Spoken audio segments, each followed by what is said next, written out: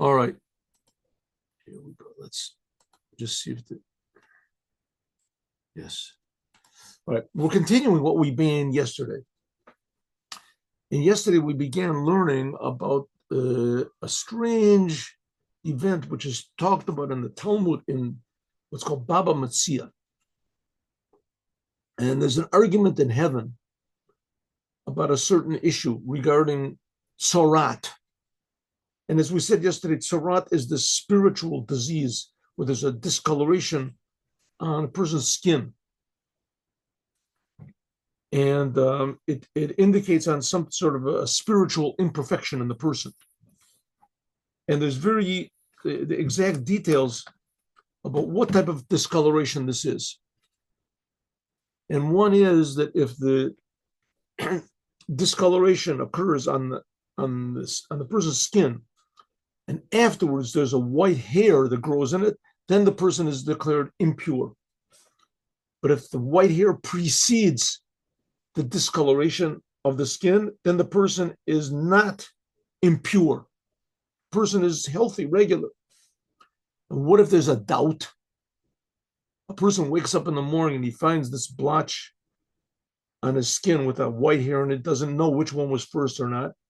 So it says in the yeshiva of heaven, the miftifta de rekia, in the upper, the supernal court or the place of learning, whatever it's called, the Supreme Court, the heavenly Supreme Court, as there was an argument.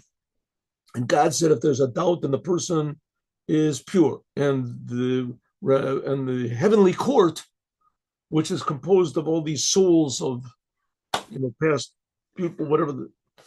Anyway, great souls, as they declared impure. So you think the opinion went according to God, right? It says the Holy One, blessed be He.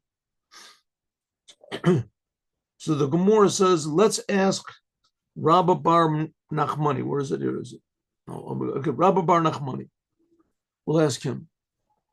Problem is, Rabba Bar Nachmani was alive. He was in the world, and he knew the answer. So they said, well, we have to bring him up to the heaven. And ended up that basically because of that, he was pursued by the government anyway. He had escaped from them, from the Romans.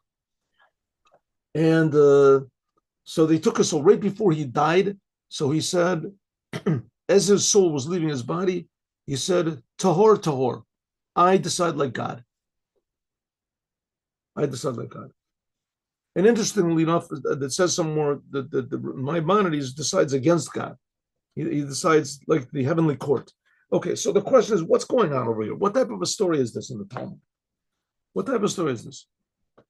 So, okay, Rabba Bar Nachmani, he was what we call one of the Amoraim, Amora. He was in the, just like Rabbi Yeshua ben Levi. Okay, so it says, who are these people, the Amoraim? Like we said before, they were disparagingly called the Pharisees. Well, these people had the power to raise the dead, and they did raise the dead. There were stories where they raised the dead, and one of them made the river, the whole river, a sea split. They did. All of them had the power to do things that was enough to base a religion on any one of these people, but they didn't. Where did they get their power from? They got their power from the Torah. All right, so this is where we started off. So we have to understand this whole business. What's going on? There's three factors involved here in this weird story.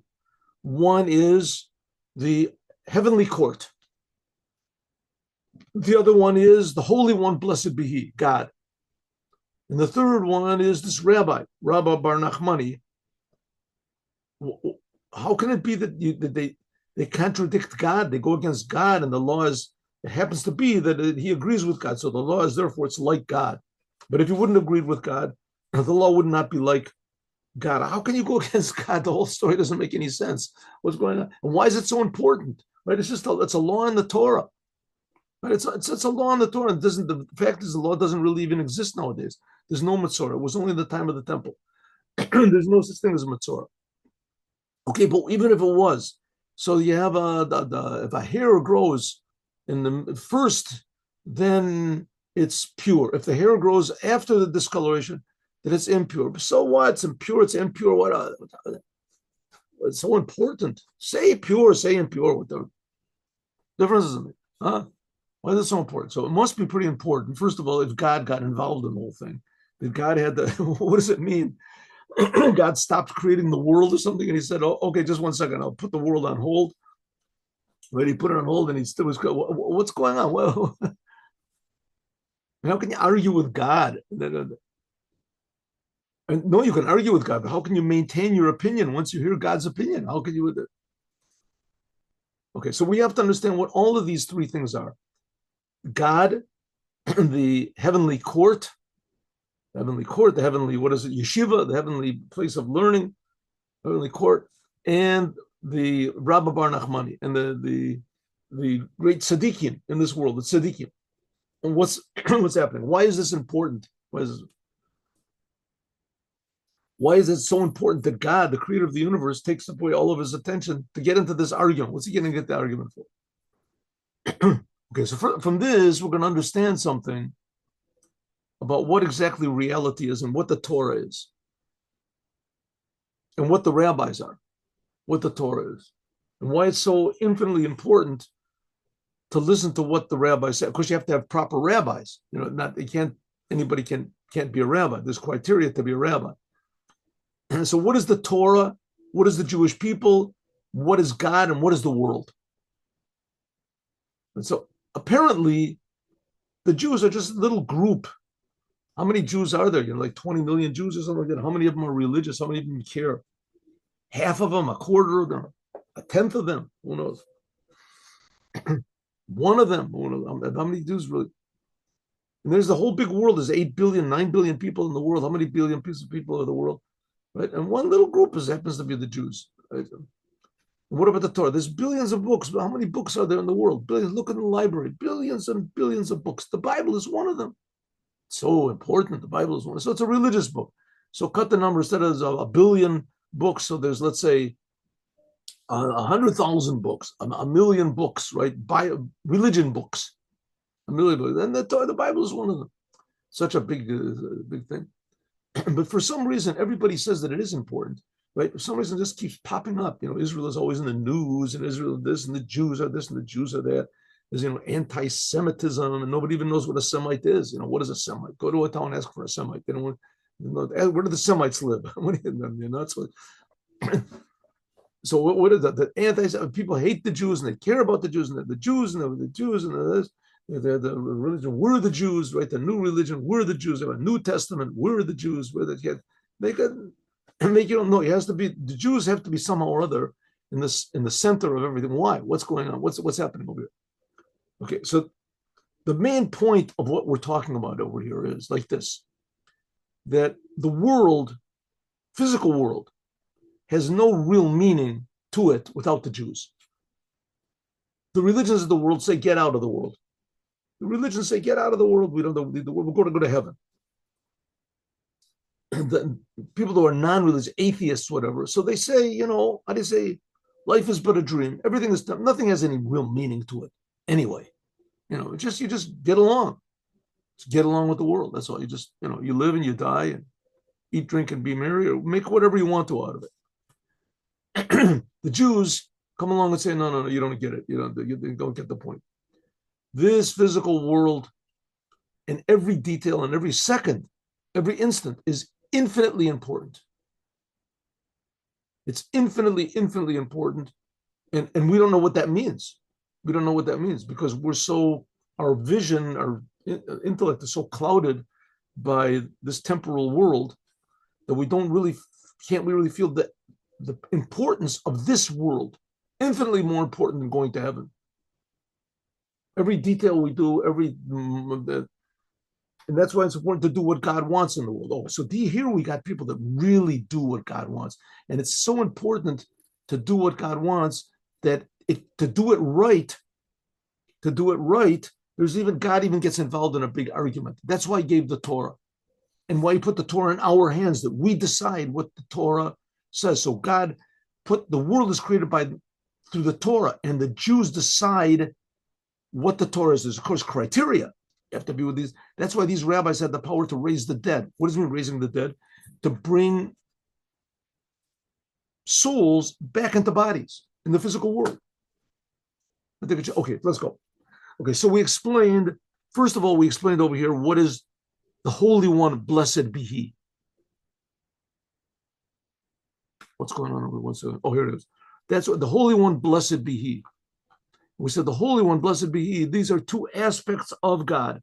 The Holy One is what's called Soviv Kolmim, how God is totally above the world, before the world, above time. He creates time. He creates the world. He creates all being. That's above the world, totally above. And then that's the Holy One. Blessed be He is how God comes into the world. He creates the world. He creates every detail, all the little details of the world. He's, so to speak, the active creator. And we said, Soviv Kolmim and Mali Kolmim. How God is above the world, is above time, pure truth. And how there is in the world concealed truth. How the world seems to be separate from God. That's how God fills the world. And how God is above the world is how we can see that the world doesn't really exist at all without God's creative power creating it. So we've called God surrounds the world. Okay, so that's the Holy One. Blessed be He. And we explained the Holy One, that's the level of Keter, of God's crown, or some people say Tiferet, God's balance, His beauty. Okay. So that's, in other words, the Holy One, blessed be He, we can say in a short way, is the aspect of God that the world is important to Him. He surrounds the world, He's in the world, but the world is the center. The world is the center of God's intention. He's above the world, He's in the world, He's above time, He's in time. That's the idea of giving a blessing in the world. Borachu means to be blessed, to bless the world. The world becomes blessed with godliness. That's what Hamshacha Borach, okay.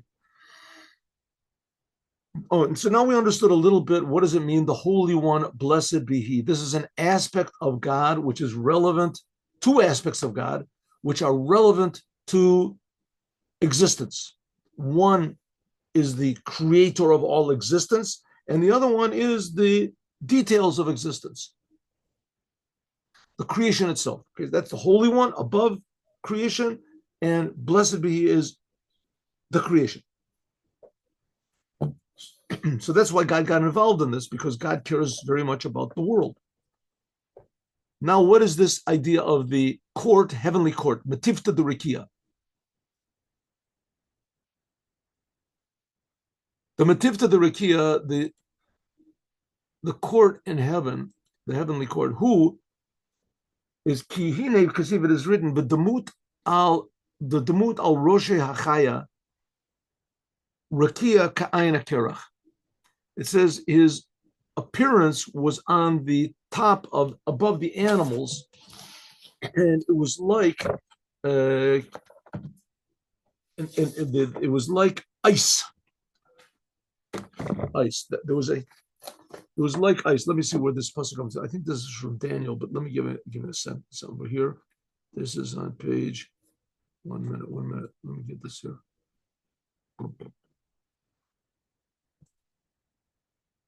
Yaakov base. Give it 1 second. 1 minute. Here we go. Where is this? Yes, Dalit. Okay, 1 second. Give me a minute. Base. Dalit. Excuse me, 1 minute. Here it is. I should have done this yesterday. I'm sorry, it's in Ezekiel. It's in Ezekiel. It's the vision of Ezekiel. Yechezkel. Okay, so what's the Rikia? It says the Rikia, on the second day of creation, it says that God made a Rikia. He made a Rikia. He made a division between the upper waters and the lower waters. The Rikia. A Rikia is somehow or other what do they call it? A freezing, you want to call it. There's a better word for it. A freezing. What is it? When sometimes words just leave my mind.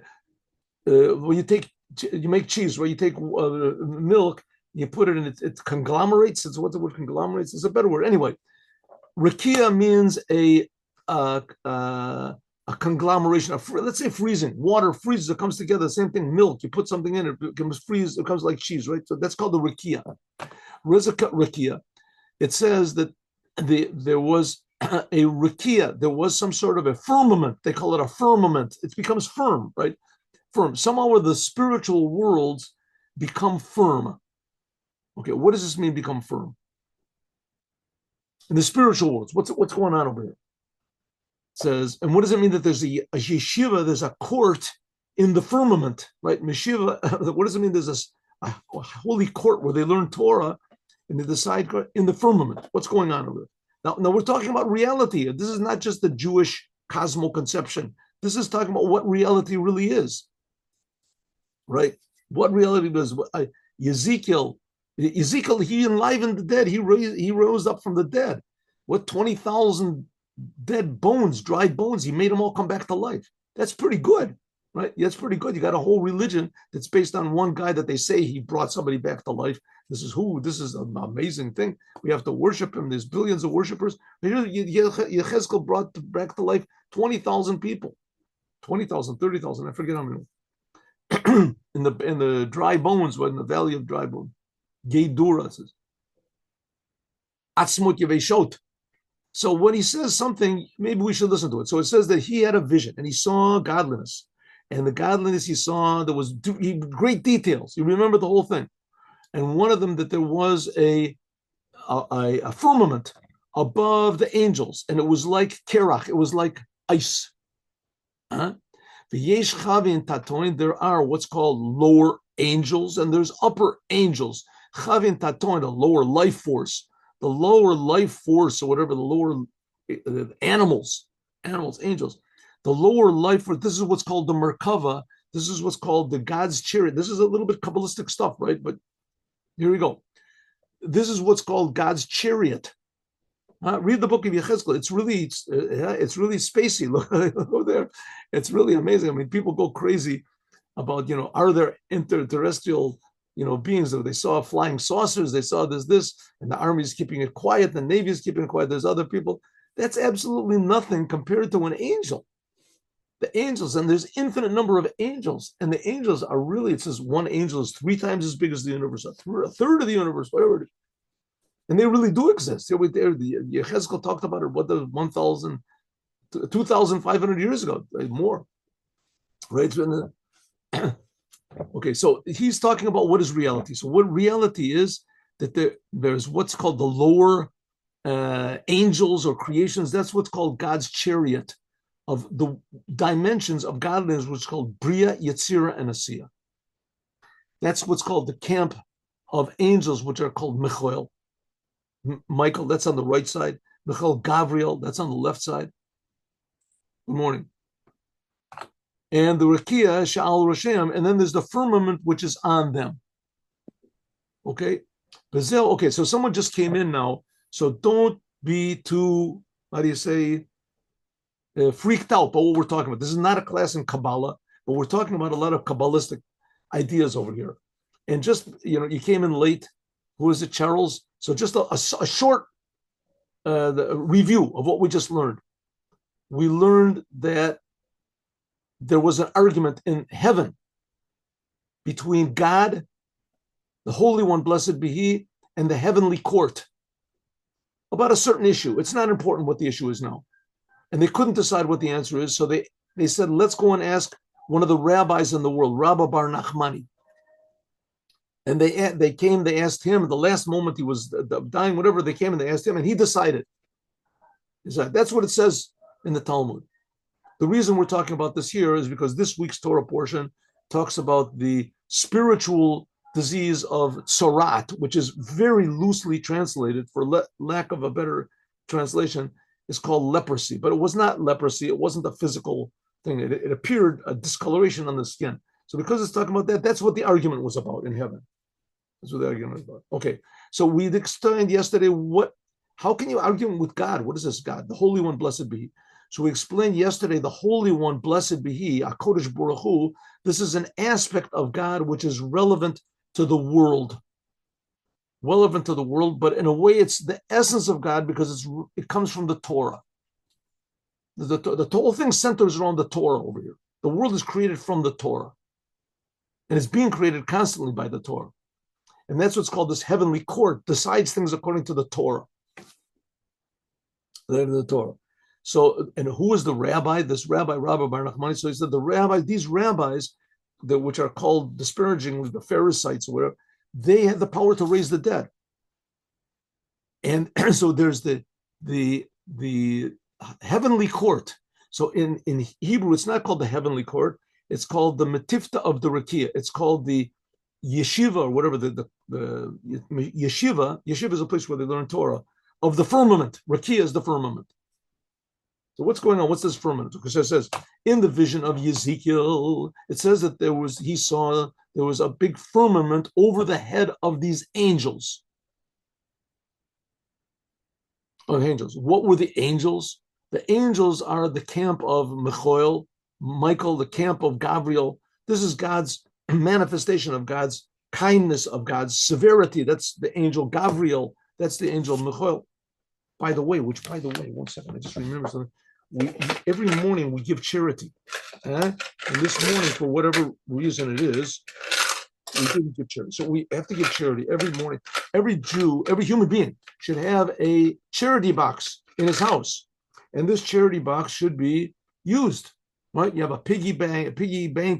If you're a Jew, it could be a cow bank or whatever, because pigs are not, whatever you have in your bank, have a box, a charity box, and every day give charity. And when it gets full or not, give the money to the poor. Give it to the poor people. So here we go. Let's give charity. And this is that giving charity. Charity brings blessing to the world. It prevents all bad things. It brings all good things. Okay, here we go. So it says there is a firmament, and this firmament is the Al Roshem on the head of. This is what's called Malchut of Atzilut.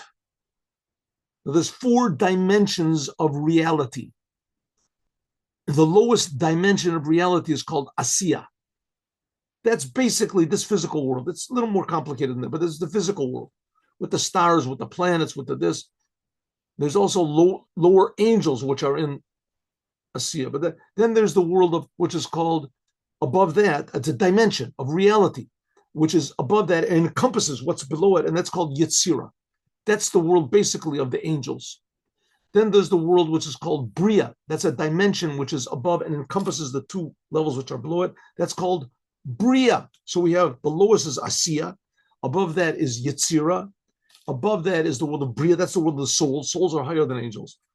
And above that is the world of Atzilut. Atzilut is pure godliness.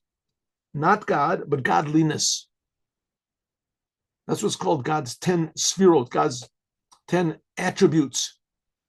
Okay, v'chayim, and so the lower angels. That's what's called this chariot that Ezekiel saw. Then there's the Rakia, that's the firmament that's over them. And above them, those are the upper angels.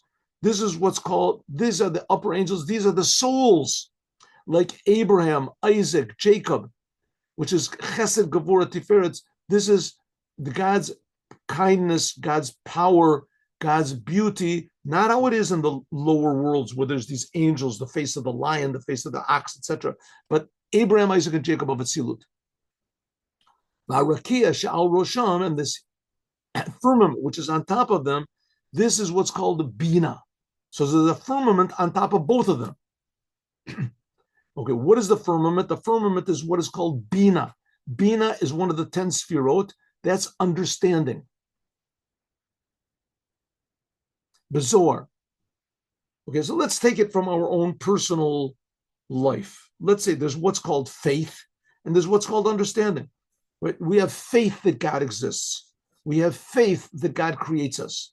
We have faith that God existed before the world existed. We have faith, but we can't understand these things. We can't understand how God is creating me. You feel God is creating me, right? And that's faith. That's faith. Then we have understanding. Understanding takes this faith and it coagulates it. Oh, that's the word I want. It coagulates it. It brings it together. It like freezes it. It makes it that it's a little bit understanding. It's a little bit, how do you say, approachable. It has top and a bottom and a right and a left to it. It's how do you say the conceivable, defined. Oh, it becomes defined. So we have faith. That's the level of chachma. We know that God is above us. We have no understanding whatsoever. But then if you start to learn and understand, like we're understanding here in Chassidut, so you see that, yes, it's true that God is above us. But there's certain things we can understand a little bit. A little bit. For instance, these angels, right? That God comes down into the lower worlds. There's all these aspects of God's creation. God speaks. He creates the world. There's the letters of creation. That God creates everything in a different way. Everything that's in this world has a corresponding mystery in the upper worlds. So a little bit we can get into our mind. That sort of coagulates, it defines the infiniteness of God. That's called Bina. So Bina, understanding, that's the Rikia. Hainu Shemayim Iloyim v'Shemayim Taktonim.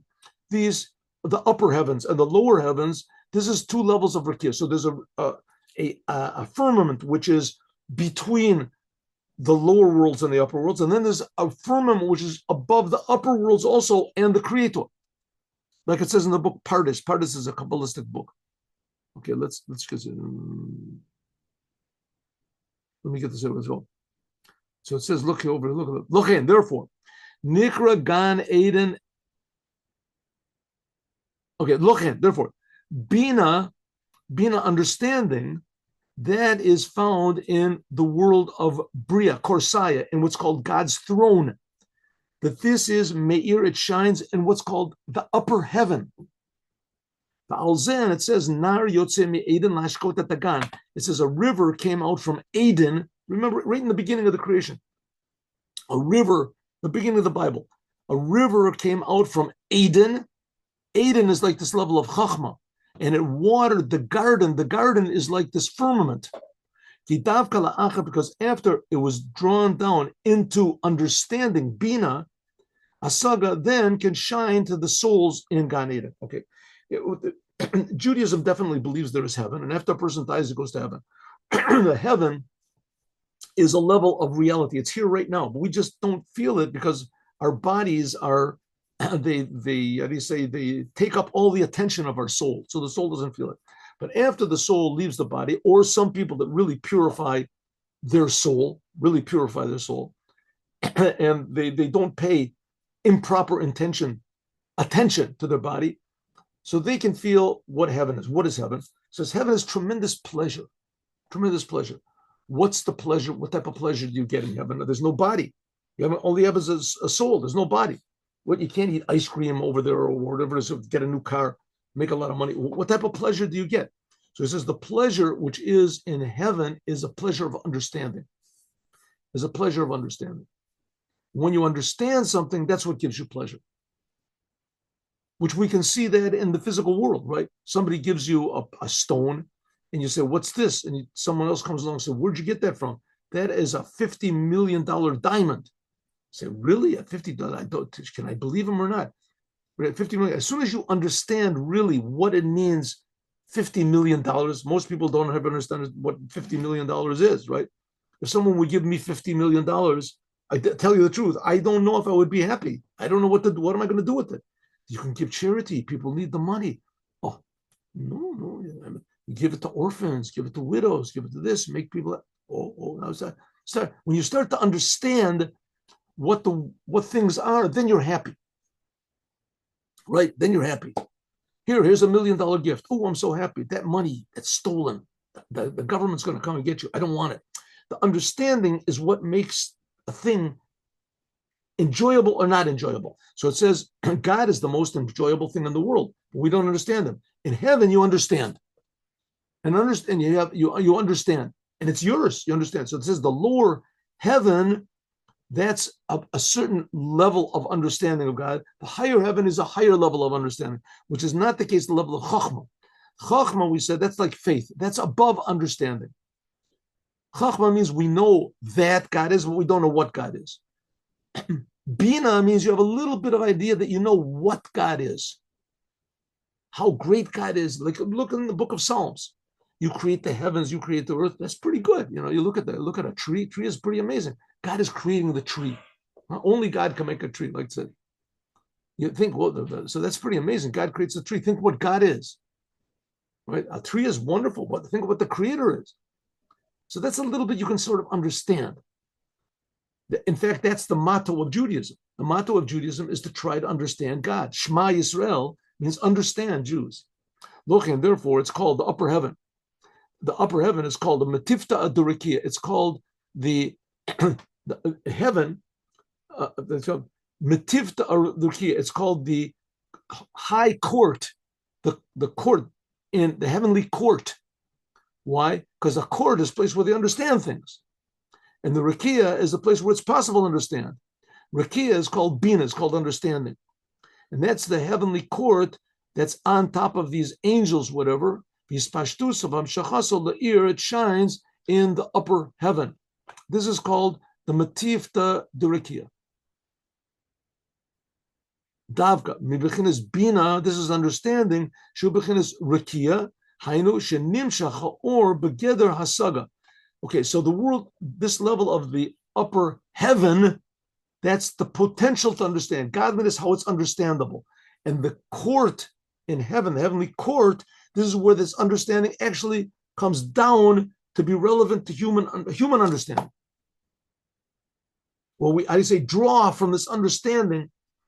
So this can be drawn down into heaven, that people get pleasure from the ray of God's presence. So that's the understanding of godliness, which gives pleasure in the upper heavens.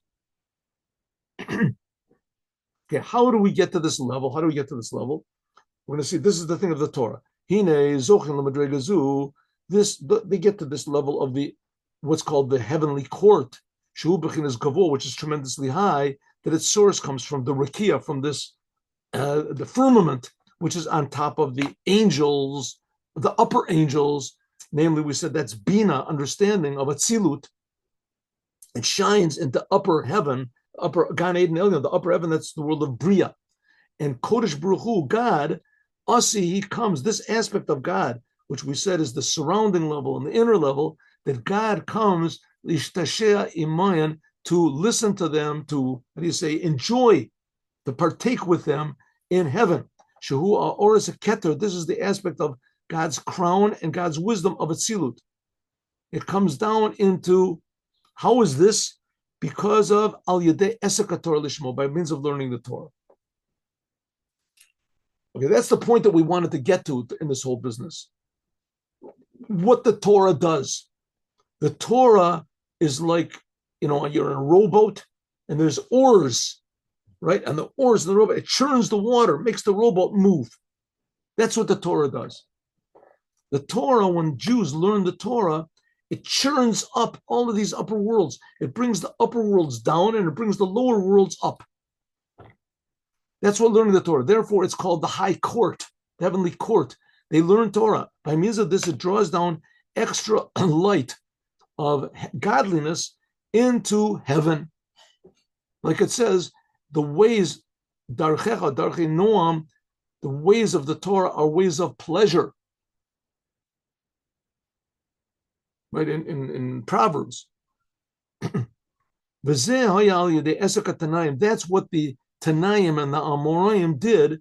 Like Rabbi Yehuda, it says he prayed only once every 30 days, because when he was learning the Torah, by means of learning the Torah, and he would, and prayer, I know that prayer is like, for instance, a preparation so that you can learn Torah properly. That's what prayer is. It puts you in sensitivity to the giver of the Torah. Okay, so again, let's just put this in proper perspective. The Torah is not just the religious book of one particular religion. There's a lot of religions in the world. But no, it's not so. Torah is the basis of all reality in the world. There's one God. He creates everybody. That one God appeared to all the Jewish people. It never happened any other time in the history of the world. And it's not going to happen again.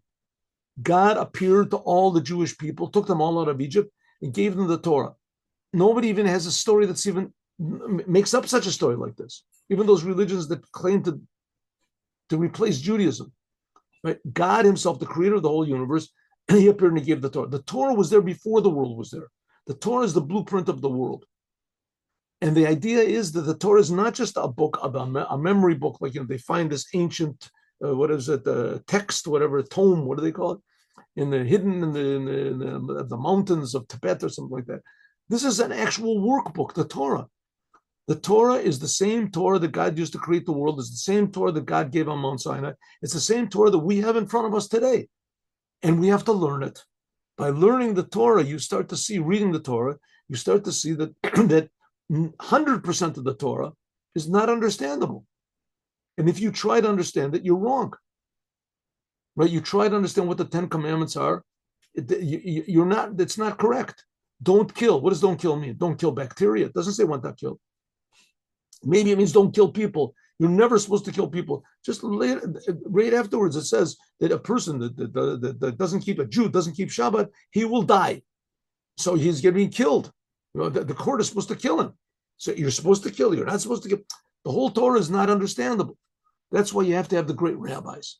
And that's why we have to learn what the great rabbi said, and to try to understand it and to bring it into our mind. When we do that, we turn on this amazing machine, which is called the Torah. That it churns the whole world up. It's the Torah churns around the whole world. By learning of Torah, that's why before learning Torah, you should pray so that you understand whose Torah it is. It's not just a religious book that's in the library. It's not just something that's relegated to the rabbis. You can change it however you want to. That's evil. That's destructive. The Torah is there in order to keep the world in a happy state. In a happy state. That's the idea of heaven, to bring heaven on earth. The Torah. First of all, a person has to think deeply. You want to learn the Torah, you have to think that this Torah comes from God. And God, you think, okay, if God gave the Torah, he must not be so big. Right? He gave a book. Shakespeare can write a book. Right? Shakespeare can write a book. The Torah is in a lot of ways, the plays of Shakespeare are much more enjoyable than reading the stories of the Bible. Right? Here you have the stories of Shakespeare, you get the intrigue and tension and sadness and this and that. You read the Torah, it's an interesting book, tremendously interesting. There's no doubt, but you don't understand what's going on over there, right? God is interested about, this type of sacrifice, you have to pour the blood over there, and you can, if you don't pour the blood right, you're this, and here, like we're learning about tzorat, right? This spiritual disease. But the fact is that the Torah, every word of it comes from the essence of God. So therefore, before you learn the Torah, you have to know where the Torah is coming from. Where the Torah is coming from. Shakespeare was a big genius. There's no doubt about it. There's other people who are genius, but they're not the creator. It's a book, take it or leave it. Right? If you never learn Shakespeare, so you're missing an interesting, literary experience. Big deal. Not important. Doesn't necessarily make you a better person, a worse person. And it certainly doesn't affect God. Here, when you learn the Torah, you are actually having an effect on God himself. That's what we said. The Holy One, blessed be he, listens to what's going on in the heavens, in the heavenly court. It says, first of all, you want to learn Torah, you have to pray. You have to understand whose Torah you're learning, how it is that God's greatness is unsearchable, unfathomable. And how it is, that all of the creations of the world, all the spiritual levels, all these levels to the highest of highest levels, are really, one second. It's just all of the levels, the spiritual levels that there are. It's just like a little ray of godliness.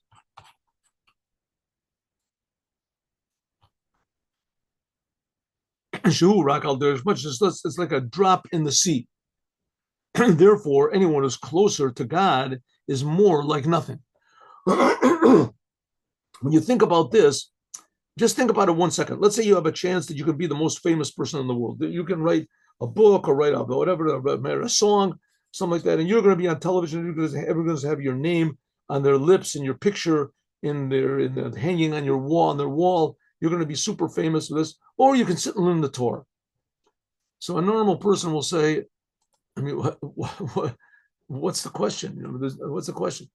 Either I can be famous, I can have, get $500 million for every performance, and my name is going to be famous. Everybody's going to know who I am, Napoleon or who knows it. Everyone's going to know my name. Or I can sit and learn the Torah. So any normal person will say, I don't understand what's the question. And I mean, I'd rather be, have $1 billion, $500 million for every performance and be famous and be, that's the, says the Rebbe, the fact of the matter is the whole entire world, you can be the king of the whole entire world. It's incomparable to learning the Torah for one moment. Of course, it's possible maybe to do both, right? It doesn't mean you shouldn't be rich. It doesn't mean you shouldn't be famous. Those are good. If God wants you to be famous and rich, they're wonderful. There's nothing wrong with it. But the fact is, whose world is it? Who do you belong to? You really belong to God. Who is creating you? God is creating you. You can connect to your creator. Either you can do what you want or you can do what God wants. What do I want? I want to be famous. I want to be rich. I want to be great. I want to be right with this. What does God want? God wants you should learn the Torah. No, learn the Torah. That means you can be rich. But first of all, the main thing is you have to put things in the proper. Now, no one is going to put them in this proper perspective. No one in the world is going to choose learning Torah over being famous. And it doesn't make the biggest rabbi, right? Unless he just doesn't know what it means to be famous. Could be. And so a normal person, let's say a big rabbi, he'll say, listen, I want to be famous. I want to be rich. I want to be this, but that doesn't push away learning the Torah. Learning the Torah is the most important thing. Then if I learn the Torah, then afterwards, the Torah is the most important. If God wants me to be rich, he wants me to be famous, he wants me to be whatever, okay, then 100%. But it's God's world, it's not mine. That's why we see so many times these people that really do become rich and they become famous, that they're miserable because they think that they're God and they're not God. How can you really put things in proper perspective, says the Rebbe? That's what the Torah is there for. Of course, you can also learn Torah and be a miserable person. You can be an egotist. You can be the Torah is not an assurance, but it is an assurance that if you do learn the Torah and you think about God, then it fixes you up automatically 10%, 20%. The rest you have to do yourself, but it does fix you up. It says, therefore, we have the Torah. And when you learn the Torah, you actually have an effect on God. You connect yourself to God that there's no thought that can possibly grasp it. When a person thinks this, what happens when you really think about what God is and how great God is and how wonderful the Torah is? What do you get from that? Bitterness. You become bitter. You become worried and bitter. That's what you're promised. What are you worried and bitter for? Why?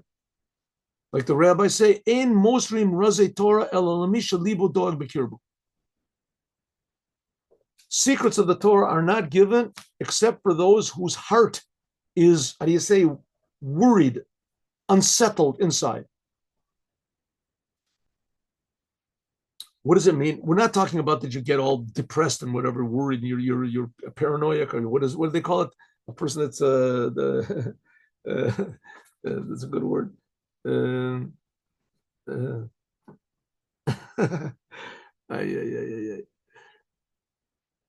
person that makes up, why do these words slip my mind? A person that makes up that he's sick all the time. It's a well-known word. Anyway, a person that he's always making up that he's sick, he's always feeling bad. No, we're not talking about that you should be worried about nothing, right? Hypochondriac. Oh, there we go.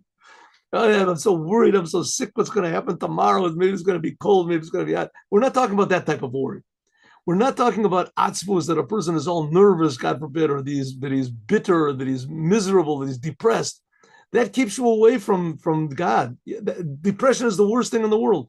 What are you supposed to be worried about? What are you worried about? That your heart is worried and it's bitter from the fact that you can't really understand what the essence of God is. God is ultimate reality. God is ultimately good, is ultimate truth, and we can't understand him. We can understand a little tiny bit. The more we understand of God, the farther we are away from the truth, right? If you don't know anything, so you say, okay, you can even get to the point where you say, listen, I understand everything. I'm God. I'm God. There's no, what's the problem? What's the problem? I call the shots. I make everything. As soon as you start to realize that it's not true, then you start to think, well, then who does call the shots? Who is really creating everything? God. Okay, good. I understand. What is God? The more you start to think about it, and that God is more real than I am, God is more real than we, and we don't how much pleasure we got from our own reality, how much more we get from God's reality, and we have no idea what it is. So your heart becomes worried. That's the way God created it. That it's impossible to understand the essence of what God is. That the revelation, and that's humility. That's why it says that Moses was the most humble person in the world. He understood God more than anyone else, and he understood that he understood absolutely nothing. He understood absolutely nothing. What God is, God creates us, God gave the Torah. Who understands what this is? This is impossible to understand, but it's real, and it's here, and it's now, and it's accessible in some way.